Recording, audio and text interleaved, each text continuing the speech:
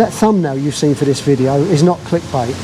I promise you, I was this close to having a proper fist fight. This close. It's not the done thing anywhere. You know what I mean? If you want to mess about with your wife indoors or your girlfriend indoors, go for it. And says, come on outside. You don't take the walk outside, you deal with it there and then instantly before they get a chance to get a pop in at you. I'm about to do a video on health insurance.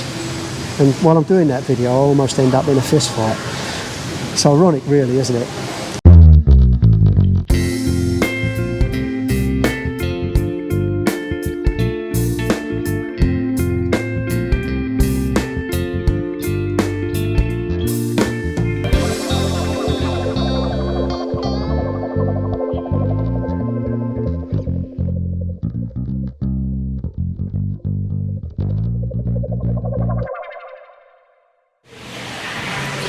Pook and I have just come over to Central Plaza, and we parked in an area underneath Central Plaza. Oh, look at that beautiful dog.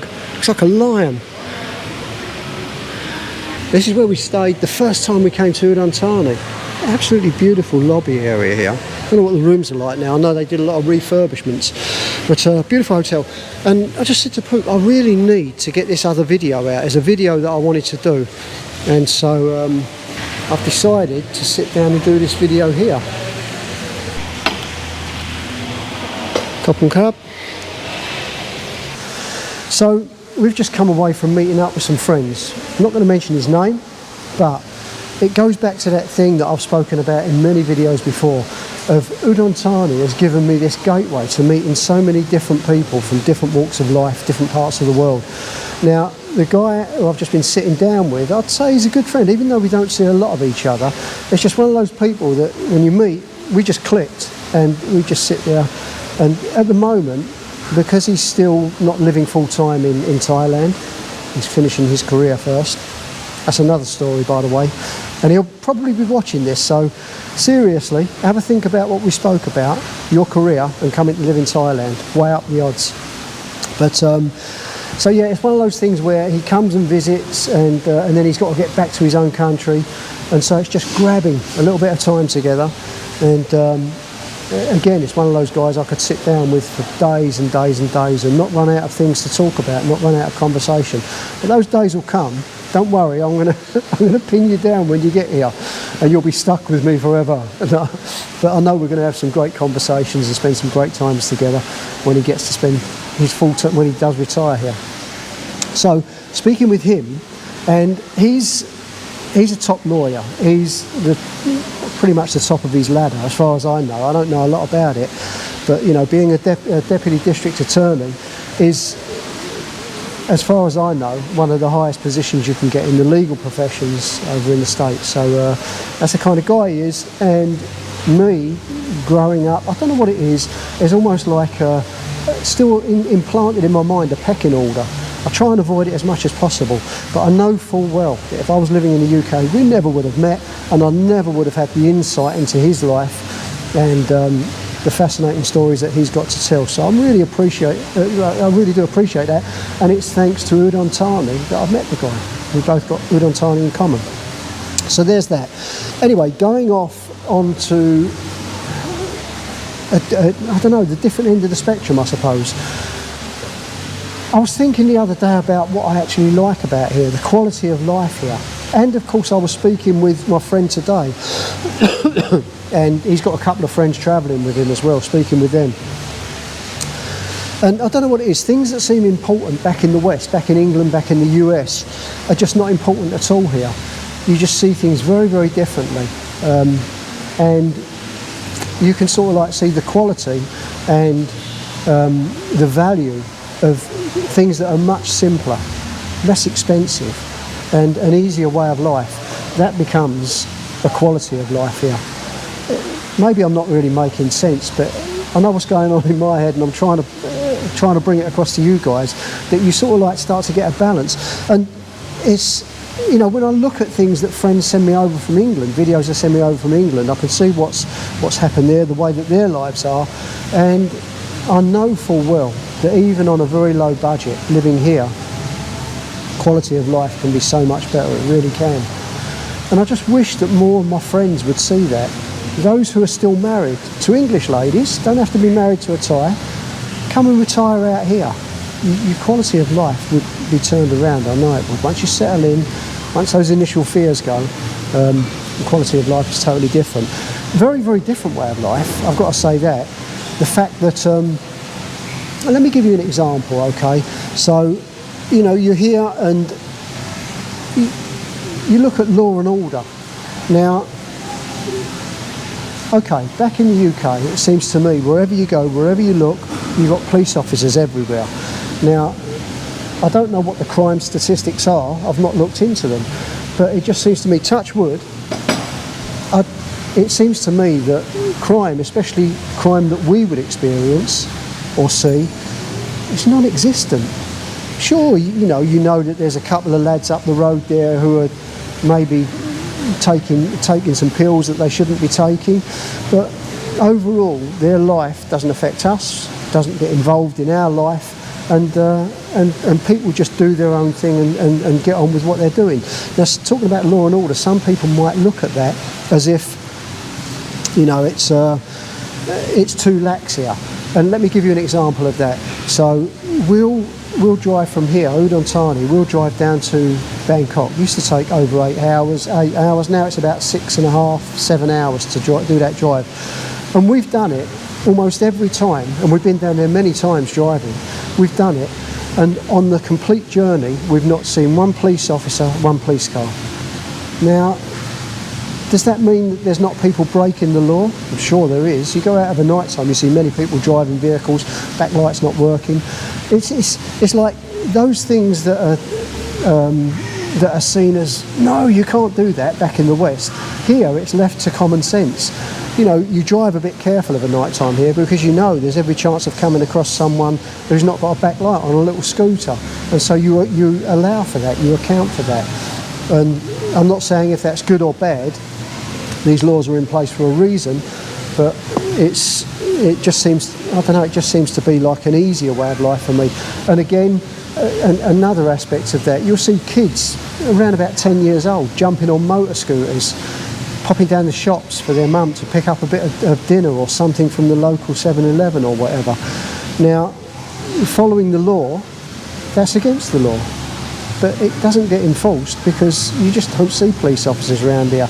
And the other thing is, I know full well when we were living in Bexley, if you saw a 10-year-old kid riding a scooter, a little Scoopy or something like that, through the village there, everyone would be on his case or her case. The police would be called. The police would probably spot it on one of the cameras, the CCTV cameras that are everywhere in the UK. And that kid would be charged, or the parents would be charged. But here it doesn't happen. I'm not talking about kids going out on the motorway or on the main roads, long journeys, but little trips to the shop, they do it. Now, whether you see that as good or bad, right or wrong, have a think about it. So a kid, 10 years old, jumps on a scooter here, goes down to 7-Eleven, does a bit of shopping for mum, comes back. They could just as easy jump on their push bike, they're not breaking any laws then, get on their push bike, off they go down the shop and get what they want. That push bike, you put a petrol engine on it, they're breaking the law, the letter of the law. You put an electric motor on it, they're not breaking the law. They could ride that down to the shops. An electric bike, they can ride down to the shops. And this is where the law, all over the world I'm sure, becomes skewed, and the definition of that law. Pook and I, before we left Bexley, it was just before we came over here to live full time, we'd been out somewhere and we were on our way back into Bexley. And there's a dual carriageway that comes from St Paul's Cray down towards Bexley Village. Quite a fast road. Suddenly this guy on a push bike, no crash helmet on, pedalling along nice and easy, he came flying past us. And so I sped up and clocked him. He was doing 50 miles an hour on a push bike, an electric push bike. No crash helmet, no insurance, no licence plates, nothing. He wasn't breaking any laws. Stick a kid on a scooter on that same road, doing 20 miles an hour, that kid's breaking the law. You know, so when you look at what goes on here and what seems to be allowed to happen here, is it really wrong? That grey area, that definition of what's right or wrong, very, very hard to define. For me it is anyway. A kid on a motor scooter, no go. A kid on an electric scooter, a normal push bike, yeah, that's fine. Kid on an electric bike, yeah, that's fine. So the defining areas for me, very, very skewed, and for me it really doesn't matter too much. And I kind of like that freedom here. I like the fact that I can be here, I can do things, I can park pretty much where I want, when I want. Whereas back home, I know full well that if I parked up, even in a little quiet village where we lived, if I parked up running and got a loaf of bread or some milk or something like that, come out, there's going to be a camera giving me a £70 fine for parking on a little street where there's hardly any traffic. It's all about that revenue, isn't it? So that's that side of things. And it's just one of the things that I absolutely adore about living here. So speaking to my friend, talking about the strains, the pressures of living life in the West, he's living in America, and I'm saying to him, you should really think about whether you're going to finish off the few years you need to finish off for your retirement, or whether you should give up now and come here. And it's a balance. What he would gain by staying where he is and continuing working for a few more years, as opposed to what he would gain if he came, gave all that up, came and lived here, which he's planning to do anyway, right now, if he could do it. The benefits for me would far outweigh the benefits that he'd get if he stayed in America any longer. Just, for me, the pure quality of life here, the freedom that you feel, and the fact that Pook and I can be off on the spur of the moment, deciding to go shopping in Central Plaza and then come and sit in a place like this, have a coffee. We couldn't do this in London, or rarely could we do it. The expense would be much too much, but it's quite easy to do here. So that's some of the things that I love about living here. And oh, by the way, let me quickly mention this. I have mentioned it in another video that will be coming out later. I was speaking with David about it. But what I reckon, and I'm doing this mainly for my friends. There's a bit of a hidden agenda here. But have a think about this. And I can only talk about London or England because I know about the cost of living there. Think about this. Most people are scared to move outside of what they know, where they grew up. They say that an acorn doesn't fall far from the tree, but that's why most people stay in the proximity, not too far away from where they're born or grew up. But I don't push it too much for my friends, but I like to mention it every now and then. Consider this. We're coming into a time when it's going to start getting cold in England. Your heating bills are going to go up, the electric and gas are going to go up. You've got the cost of living, which is going up every day, or it seems anyway. Have a think about this. Now, consider coming to Thailand for 3 months. Now, I'm not talking about a top quality hotel that's in Phuket or somewhere like that, which, again, compared with the West, it's nothing, it's cheap. But you come and live in a place like Udon, Thani, Khon Kaen, Nong Khai. You come and stay in a hotel, a good quality hotel in a place like that for 3 months and experience life in Thailand. For those 3 months, your flight's out here, the cost of the hotel, the cost of living for those 3 months in this beautiful environment with wonderful people, friendly community spirit everywhere you go. And you would spend less for that holiday than what it's going to cost you to stay at home, in your own home. You need 3 months to experience a bit of a lifestyle, what it's like, what the place is like. And you could actually see it. It would really give you a different view on life. And looking back on the West as well, while you're in an environment like this, you get a real good, true perspective of what life is really like and what you're living, what you're experiencing back there, what you're putting up with. And I say that because there's so many of my friends who I'd love to do that, have the guts to give up the UK for 3 months, a holiday, that's all it is, an extended holiday. And I guarantee you, your flights, your stay, your cost of living would be cheaper than what you'll spend if you're staying at home, spending your time there. Have a think about it. So that's all the good side, that's the plus side, but there is a bit of a downside to this video as well that I wanted to mention. It's in the intro and you'll see it on the thumbnail, and it's absolutely true. That thumbnail you've seen for this video is not clickbait. I promise you, I was this close to having a proper fist fight, this close. So something else I wanted to tell you about. It's very rare that it happens, but sometimes you come across, see, meeting people again. I've told you recently about my friend Drac. I've told you about a lot of my friends that I've met here today, meeting up with the guy that I've met up with, the top lawyer guy. beautiful, beautiful people. I've met up with so many, but occasionally you do come across the other side of life, and they are attracted to these places. They're attracted to Thailand for a holiday usually. It's not often that they're living here, it's usually a holiday. And they're attracted here by the low cost of living, cheap holiday, and you know, a lot of them, the single guys, they're attracted here for the girls and things like that. And like I say, it's very rare, living the life we do, it's very rare you come across those people. If I was down on some of the beach resorts in the bars every night, you'd meet up with a lot of them. But living a normal life here in Udon Thani, it's very rare. But anyway, Pook and I was out the other night, and we came, something happened. What it was, okay, let me start at the beginning. Pook and I were in one of our coffee shops that we go to, and there was a guy there, a Western guy, young guy, and he was there with, I'm assuming it was his girlfriend, a Thai girl, and making a lot of noise, laughing and joking. That's no big deal, no problem at all. We carried on with our coffee, ignoring it. But then when she stood up, he started putting his hand up her skirt, and I'm not just talking about grabbing her leg, messing about, I'm talking about full on, had his hand up her skirt. Now, I really wanted to say something, but Pook said, forget it, leave it, so we ignored it. So bear in mind, the shop's got it all on CCTV, the members of staff saw it, and other people in the shop saw it as well, people that I've spoken with. And that kind of behaviour, it's not the done thing, it really is. It's not the done thing anywhere, you know what I mean? If you want to mess about with your wife indoors or your girlfriend indoors, go for it. But when you're out in a public space like that, you don't do it, and especially not in Thailand, with their culture and their way of decency and respectability. It is just definitely a no-go. And if the guy had been spotted by the wrong person, it could have caused him big problems.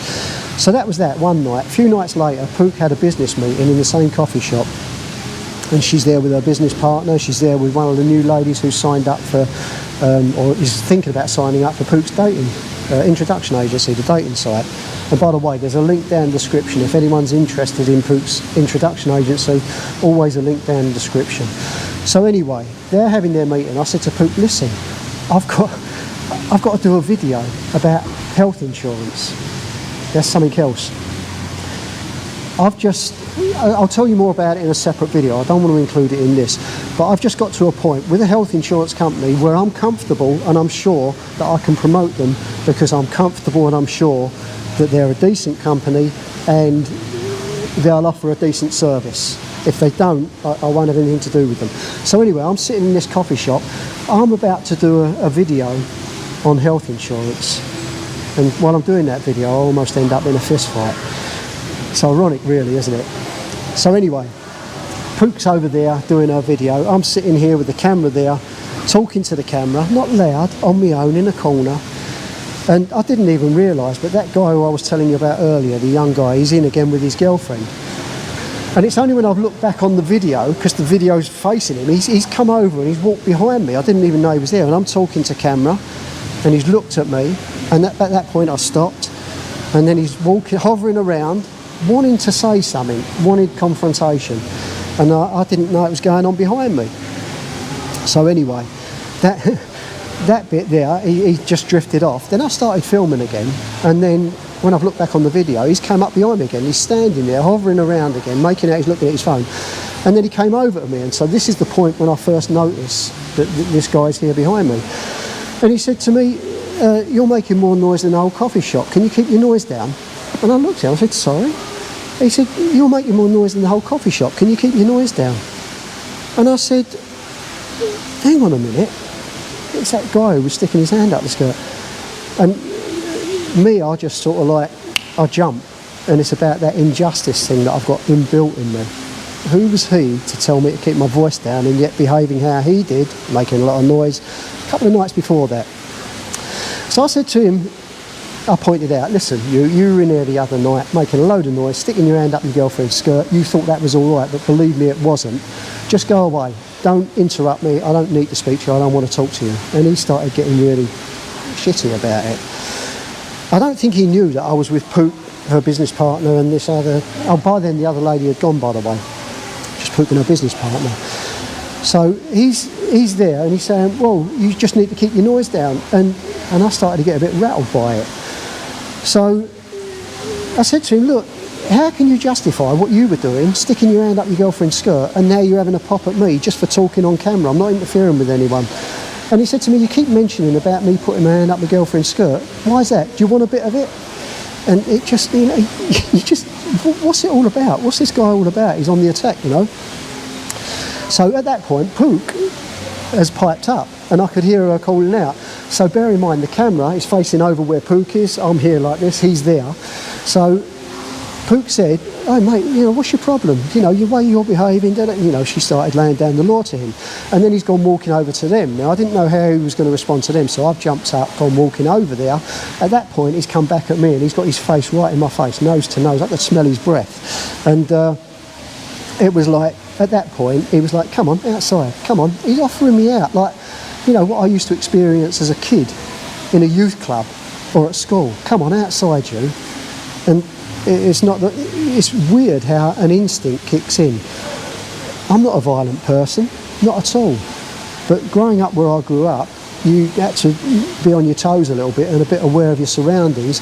And something like that, someone stands in front of you, back when I was a kid, and says, come on, outside. You don't take the walk outside, you deal with it there and then instantly before they get a chance to get a pop in at you. And it almost came to that. It's weird how this instinct came in on me, something I haven't experienced for many, many years. And I really wanted to deal with the situation immediately. But luckily, he's there, and just over his shoulder is Pook, and she's up on her feet now, her business partner's up on, and I spotted her, and suddenly I came out of it. It's like, no, you don't behave like this in Thailand. I can't do what I wanted to do. So then he sort of like eased off a little bit and backed off, and he's still trying to justify why he was doing what he was doing. Pook and her business partner are saying no. And then he sat down. So all I'm saying is, you know, you can still come across trouble here in Thailand. It's not that there is no trouble, that everyone is angelic and perfect, but it's very, very rare that you get those instances. And I'm pleased to say that after I'd finished doing what I was doing, I felt really psyched up, really wound up about it, because I haven't experienced that kind of confrontation for over 5 years. Like I say, back in the UK, you go out driving in your car, within 10 minutes, there's road rage, someone wants to beat you up for what, you don't know. But I just don't experience that here. And I'm so pleased that it is very, very rare here, very rare. Oh, by the way, I've seen the guy around a couple of times, nothing else has been said about it. As far as I'm concerned, it's dropped. I'm not going to bring it up or say anything else about it. But I just wanted to say to you that that kind of thing, that you do experience, you know, you can experience it a lot in the UK and maybe in America, from what I've heard from my friends. You just don't get it here, very rarely. More often than not, it's very subdued, very calm, and people are decent to each other. And of course, it wasn't a Thai person that was causing that anxiety and that feeling that I had of anger. It was a guy from Europe. So overall, you just won't come across that.